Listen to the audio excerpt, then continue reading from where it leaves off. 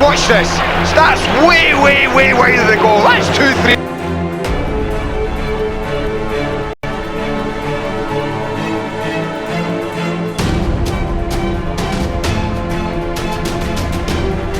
Marcos Evangelista de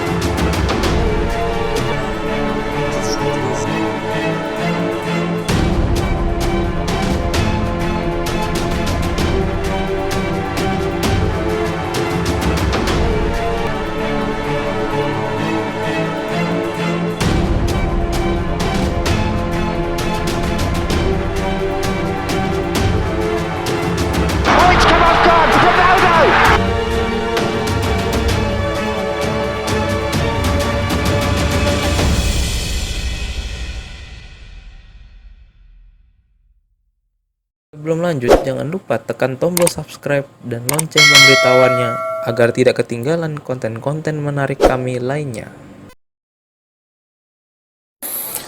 Hai football lovers, pada Dream Team kali ini akan menyajikan Dream Team unik pesepak bola berbakat yang menyanyiakan bakatnya.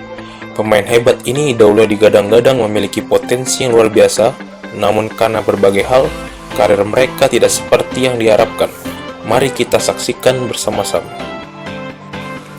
Formasi yang akan digunakan kali ini adalah 3-4-3, di mana Chris Coleman akan menjadi juru taktik untuk Dream Team kali ini. Performanya yang mengejutkan sebagai manajer termuda Premier League yang baru berumur 32 tahun saat menangani Fulham pada tahun 2003. Kepemimpinannya begitu mengesankan dan digaungkan sebagai manajer berbakat di masa depan, apalagi jalan yang masih panjang baginya, dan bahkan dengan umur semuda itu mampu mengatur pemain yang umurnya jauh di atas dirinya. Namun sayang, kegemilangannya hanya bertahan sementara. Di tahun pertamanya, ia mampu membawa Fulham finish di peringkat 9. Cukup fantastis saat itu untuk ukuran sekelas Fulham. Tapi, sayang karir tidak begitu baik di tahun-tahun berikutnya, dengan hanya bercokol di papan bawah dan praktis hanya menjadi manajer Wales yang cukup prestisius dalam karirnya. Sisanya, dia hanya memimpin tim divisi 2 dan menjadi manajer di Liga Cina. Robert Enke jadi pilihan dalam Dream Team kali ini. Jerman yang banyak menghasilkan kiper hebat. Enke salah satu kiper yang memiliki potensi besar saat itu. Bakatnya menarik minat Barcelona untuk merekrutnya pada 2002. Namun sayang, performa Enke tidaklah baik saat itu sampai dipinjamkan ke Fenerbahce dan Tenerife, sebelum akhirnya dilepas gratis ke Hannover. Di Hannover inilah Enke mulai menunjukkan tajinya. Setelah menjadi pilihan ketiga Kahn dan Lehmann, Enke disebut-sebut memiliki kans besar menjadi kiper utama pada Piala Dunia 2010. Namun sayang, nasib berkata lain. Enke ternyata mengidap penyakit depresi dari 2003 dan kehidupan di luar sepak bola memperburuk depresinya, seperti kematian putrinya pada 2006 sampai mengakhiri hidupnya sendiri pada 2009 dengan menabrakkan dirinya ke kereta. Rest in peace, Robert Enke. Mamadou Sakho, bek raksasa yang memiliki tinggi 187 cm ini, memiliki karir yang luar biasa pada awalnya. Sempat menjadi kapten PSG pada umur 17, Sakho akhirnya memutuskan pindah ke Liverpool. Pada awal karirnya di Liverpool, dia adalah bek tengah yang diandalkan, baik saat masih ditangani Brendan Rodgers ataupun Jurgen Klopp. Sakho pun juga adalah langganan untuk timnas Prancis. Namun, karirnya berubah drastis pada 2016 saat Sakho dihukum larangan bermain setelah dinyatakan bersalah dalam penggunaan doping. Tidak hanya sampai di situ, karirnya pun mulai tenggelam setelah terjadi percekcokan dengan manajer Liverpool Jurgen Klopp saat itu. Nama Sakho pun mulai pudar. Bahkan ia kehilangan satu tempat di timnas Prancis pada Euro 2016, padahal namanya begitu digemborkan sebelumnya untuk mengisi starting line up Prancis. Pada akhirnya, Sakho pun mulai tidak dipakai di Liverpool dan akhirnya dijual ke Crystal Palace dan hanya menjadi pemain pengganti di sana. Jonathan Woodgate terpilih untuk menjadi perisai Enke pada Dream Team kali ini.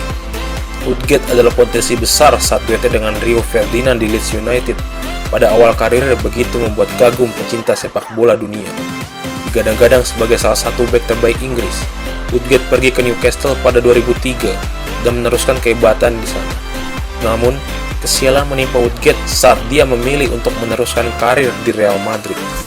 Belum melakukan debutnya, Woodgate menderita cedera parah yang menyebabkan harus absen selama 17 bulan. Tidak hanya sampai di situ, debut awalnya dengan Real Madrid di musim berikutnya ditandai dengan 1 gol bunuh diri dan kartu merah. Dalam beberapa waktu pun, cedera terus menimpa Woodgate, dan akhirnya ia dibuang ke Middlesbrough. Meski bermain baik di sana, namun sayang, karir Woodgate sudah terlanjur tenggelam, dan namanya tidak pernah lagi bersinar terang seperti dahulu. Untuk melengkapi bagian pertahanan, Anthony van den Boer kami pilih sebagai bek berbakat yang menyanyiakan bakatnya. Pemain asal Belgia ini dahulu bersama Vincent Kompany disebut-sebut sebagai pemain berbakat saat membela Anderlecht. Kemampuannya bermain di berbagai macam posisi, khususnya dari sisi kanan, membuat dia adalah bek berbakat saat itu. Debutnya di saat umur 16 dan digadang-gadang menjadi bakat besar saat itu, membuatnya besar kepala. Namun, pada suatu waktu, Van den Boer bercekcok dengan pelatih Anderlecht saat itu karena potongan rambutnya yang menyeleneh dan terkesan aneh. Hal itu awal mula yang menyebabkan karirnya di Anderlecht tidak menentu dan akhirnya dijual ke Fiorentina pada 2007. Namun, minimnya bermain di sana dan bergonta-ganti klub dalam beberapa tahun membuat karir Van den Boer semakin tenggelam.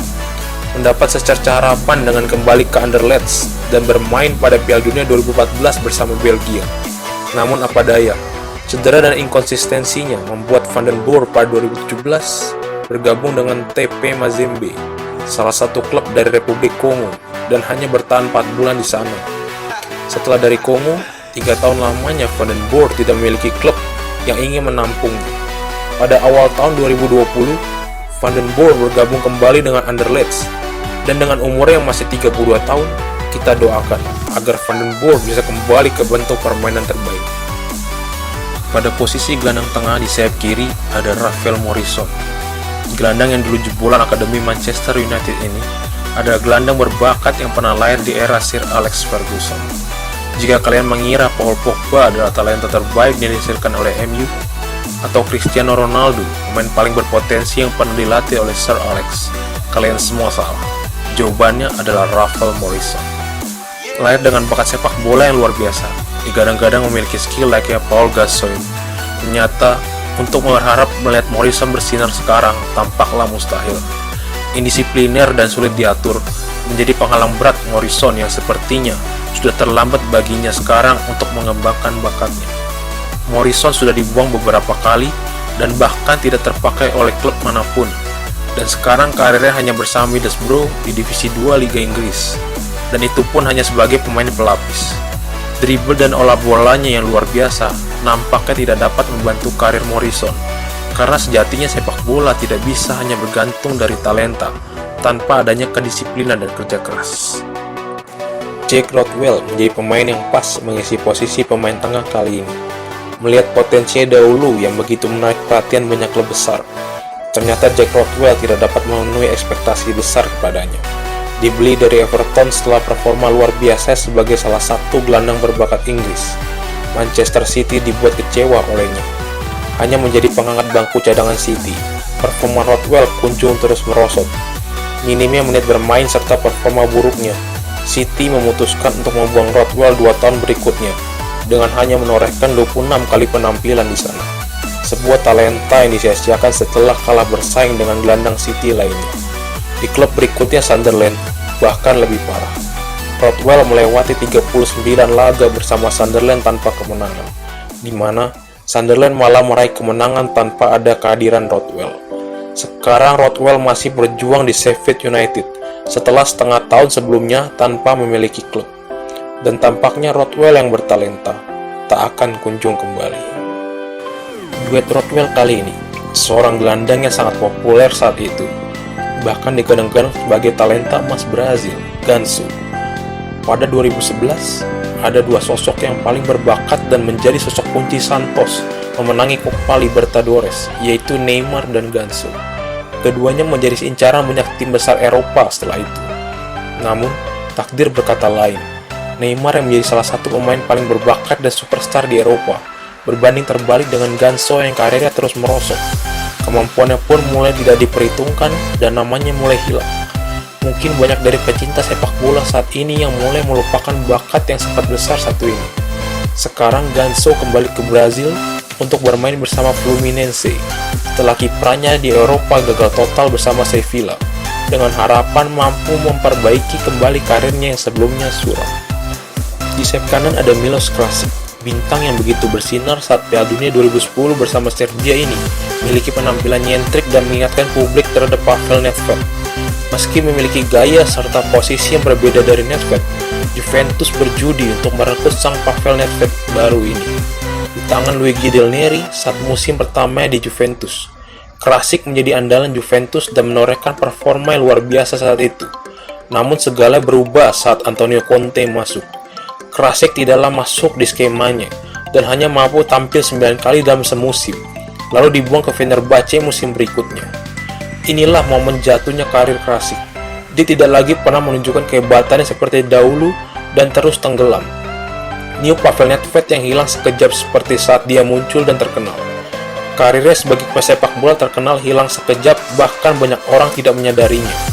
Dribble Mote di sisi kanan lapangan tidak lagi dapat disaksikan setelah dia memutuskan pensiun pada akhir tahun 2018 saat berumur 34 tahun.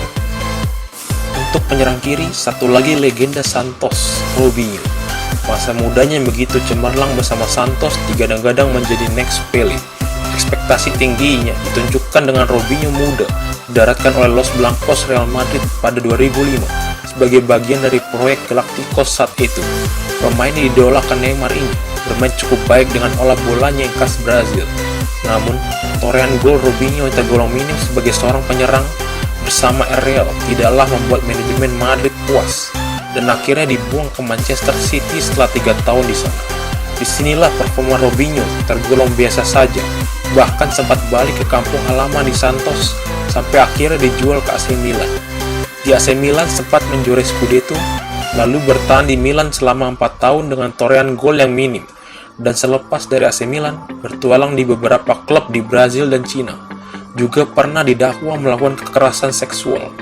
Karir Robinho termasuk yang mengalami pasang surut. Tidak dapat mengatakan bahwa karirnya hancur lebur. Namun, ekspektasinya sebagai next Pele benar-benar harus dipikirkan lagi, karena kecemerlangannya hanya bertahan pada saat usianya yang masih muda. Penyerang kanan kali ini diisi oleh Adrian Mutu. Penyerang yang sempat ditakuti karena ketajaman di Serie A ini memang mengalami pasang surut dalam karirnya. Mungkin salah satu yang paling banyak menghasilkan skandal dalam sejarah sepak bola. Bintang utama timnas Rumania saat itu, serta striker yang ditakuti lawan, mengawali karir di Liga Rumania sampai populer di Liga Italia. Namanya semakin melambung saat membela Parma. Performanya menarik minat Chelsea pada 2003 untuk merekrutnya sebagai bagian proyek besar Abramovich. Namun, karir Mutu merosot setelah ketahuan menggunakan kokain dan mendapat skorsing 7 bulan tidak boleh bermain. Nasib sialnya bersama The Blues tidak sampai di situ. Kasus pelanggaran kontrak oleh Mutu berujung pemecatan dari Chelsea, dan bahkan banding Mutu tidak diterima oleh pengadilan yang menyebabkan Mutu harus membayar ganti rugi. Belum lagi kasus video porno menimpa dirinya pula. Karirnya pun di Juventus dan Fiorentina tidak tergolong berhasil, dan namanya pun mulai dilupakan publik sepak bola dunia. Berulah tidak hanya sekali, sudah membuat nama Mutu tidak lagi diminati tim-tim besar lainnya, dan namanya pun mulai hilang. Penyerang tengah ditempati oleh striker yang garang di masanya, namun layu setelah sempat menjadi bintang, Adriano Leite. Tampaknya sepak bola Brazil banyak kehilangan bintang berbakat, salah satunya adalah Adriano. Dikenal dengan tendangan keras kaki kirinya, Adriano menghancurkan karirnya sendiri karena candu akan alkohol dan kehidupan malam. Sempat menjadi andalan di tim sekelas Inter Milan. Karir Adriano luntang-lantung setelah dirinya depresi ditinggal oleh ayahnya meninggal dunia dan mulai bergantung kepada alkohol dan pesta. Sukses Ronaldo di Inter ini sudah beberapa kali tertangkap basah oleh klub saat mabuk-mabukan, dan akhirnya kesabaran Inter pun habis.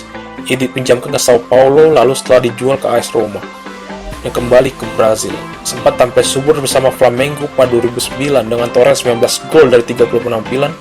Karir Adriano di tahun-tahun berikutnya hancur lebur sampai harus pensiun pada 2016. Inilah Dream Team versi Big Five Football, di mana pemain yang terpilih mungkin saja bisa menjadi pemain terbaik dunia saat ini jika mereka mau berjuang lebih keras, menghindari tindakan indisipliner, dan mengatasi masalah pribadi yang mungkin tidak beruntung terjadi pada mereka. Kita doakan agar karir mereka selanjutnya dapat lebih baik dan menjadi pelajaran bagi setiap pesepak bola bahwa talenta akan sia-sia jika tidak mampu memanfaatkannya dengan baik.